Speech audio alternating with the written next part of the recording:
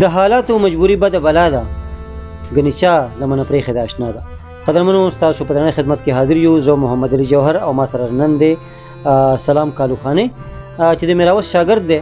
دین علاوه مختلف اوازونه کوي، نقلونه کوي او ډېر زیات محنت کړی دی په دې فیلډ کې. نن سبا خو لږ متساعد ته دی خو بیا هم ما وي تاسو سره الیکشن هغې خبرې ترې ملګري کړم، دغه تاسو سره شریک کړم د دې احساس او جذبې چې دې وخت کې دي د کومو حالتونه تېرېږي. السلام علیکم. وعلیکم سلام جی. سلام دا راته ووایه چې د څومره وخت نه ته دې فن سره وې؟ تا خو به یقینا چې مخکې خپل اواز هم کوه، تا به چې نو سندرې هم بیا غټم د کیسټو دور او هغه خو زما لکه په شوق خو مې ډېر د پخوا نه دی د وړوکوالي نه. خو بهرحال چې دی نو بیا زه میراوس له پکې لاړم په 2001 کې زه هغه له تللی وم او په 2015 کې ترې راغلی یم او دې کې ما هغه سره کیسټې بله پروګرامونه هر څه ګړي دي او هغه به هم ډېر خوشحاله و او ما به لکه بلکې د فنکارانو سره زما چې کوم ما ته ګران دي د هغې د سندرغاړو وازونه به مې کولو لکه وحید ګل لالا شو خدای پاک دې خوشحاله ساتي. سید محمد کاکا خبر دی کلیکشن هغه سلیکشن څه ووایه که نو هغه خفقان خو په دې کې د هغې نه راځي ځکه چې ما خو کیسټ کې هم کړی و زمونږ ته ګران دی. بلکل نو ته هغه اوسنی اواز غواړې که د ځوانۍ هغه د ځوانۍ هغه چې کوم کیسې به هغه کولې یو لږ غونتی شارټ داسې کیسه که نه هغه انداز چې کوم هغه کوي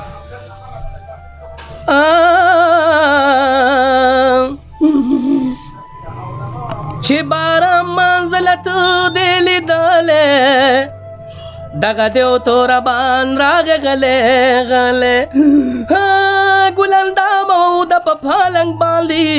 غوړېدلي و پرشونه لاندې باندې ګلندام یې له پالنګ نه پورته کړلی نو هغه دم د کوی کاوی واړولی ابراهیم شو باران کوتې خبر شي دا بلبل بد غزال په چغو سر شي. ها دا خو وحید ګل ډېره ښه انداز تاسو د وحید ګل د زلمیتوب هغه اواز هغه انداز بل چې نو دې وخت کې بل داسې کم مشهور کم سندرغاړي راغی زما خو خپل ځاني لکه زه دړه نه خپه یم په سید محمد لالا پسې چې ما ته هغه په وجه ټول مهاجر ګران دي هغه زما سره ډېر پروګرامونه کړي په پېښور کې را سره کړی په امانسیره بټګرام کې د باغچې کیم کې نو لکه مهاجرو سره زما ډېره زیاته مینه ده. موږ دغه کیم کې چې باغچې کیم کې خانانو سره وم سردار حسین خان مړ دی خدای وبخي زه هلته کې لکه هغې سره زما حقه ژبه زه د هغې غم کوم چې مخامخ شم خو پیل خل ما ته هغه د هغه اواز زما خوښ و سید محمد اطلق شان نو هغه باندې ډېر خفه یم یاره خفقان بس ملګری ول دوه زامن هم دي هغه چې هغه یو کیسه کړې ده نو هغه شاه زمان او غازي بي کیسه کړې ده هي شاه زمان لیک په دې ځای کې پرې زما او نور بیان چې پترې د کیم لیکم چې پتر باندې کیم جوړ دې د ماجرو خپل ورور ما خبر کار د خبرو یو لوري په لامه چې غازي بوای عاشقان به سي زل د ور لمبوي هي ور وشوي جنکي وتر ټولي او دغه بي د غازي بي ينزولي هو جنکي را لکي ناستلي خاله ویل خوري منګه ټولي زوګياله پدې باغ کې به پخشي وي خوبالي او غازي بور پسې شولالې ونیلو هیلې ونیلو وجل کوتې ویل دا دې رازما او دلې باغ خوبانې د تروړما ښه دا خو شو د سید محمد اواز او خدای پاک دې وبخي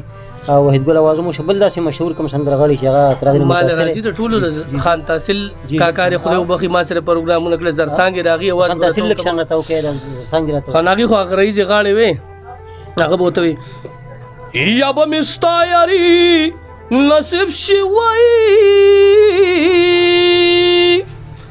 یا به دریاب سره جامو تو دنګو نو زرسانګي به سوي یا غمونه مکوا لالی والا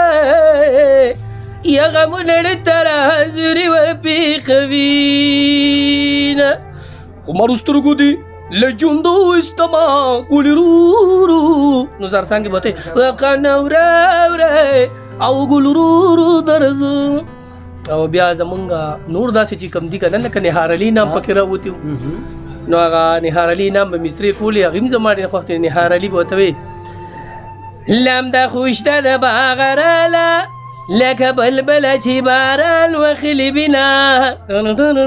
انعام به ته که پوره پلار خدای رضاکي تبا ما ګالو بګره بولي سما ګریوان به سیرې تر لمن کما ولې دا لاندې بلین څه دپاره بنا چې د شوبې بازار ته لاړ شي پر اخبارو لاش لا به وایه سلامونه یا په شیشه د ماته قسمونه خوري ته چې د جلیله کبابونه خوري داسې نور سندرغاړي ډېر راځي د جانزیب ماما رشق جانا ښه ملکانان دي د هغه کیسه چې کومه کړې ده که نه نو د هغه اواز مې هغه مې خوښ دی اواز مې ولم خوښ دی نو هغه وایي راشه راشه چې د بلې د خبر کما یا د غمونو به یو لوی پنډر په سر کما یا داسې وایي شردره کې یو کوي و سید خانه چې د ډېرې زمانې و یا دې کوی کې اوبه ډېرې وې بېشانه های نو تشولی چا نه شو په اسانه ملا عبدالوهاب هغه خو مې ماما دی بیا به خفه شي خفه به نه شي ولې دا نه هغه جز بیا مړه خو ځایي به خیر دی هغه وایي لشته دړ مجال مې نشته نو هیته په جالال پسې په زوره وجاړمئ چې دغه شوی ډې ته لاړ شي نو په سید خان اشنا مې وایه سلامونه زله مردان تاسل ثوابینو